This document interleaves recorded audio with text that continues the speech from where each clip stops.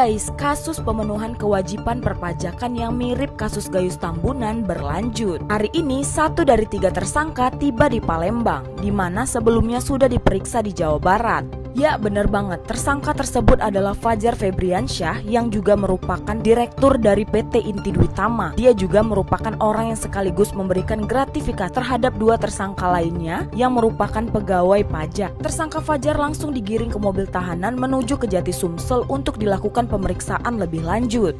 Upaya paksa penahanan terhadap tersangka Fajar dilakukan agar menghindari mangkirnya tersangka saat persidangan. Nah, selama 20 hari tersangka akan ditahan di Rutan Tipikor Pakjo untuk dilakukan penyelidikan lebih lanjut. Diketahui untuk kasus korupsi pemenuhan kewajiban perpajakan ini sudah diperiksa sekitar 40 orang saksi. Waduh, gimana nih komentar kalian? Untuk informasi seputar Kota Palembang, berita-berita terkini, viral dan terupdate, bisa akses ke link website kami ya di Sumex.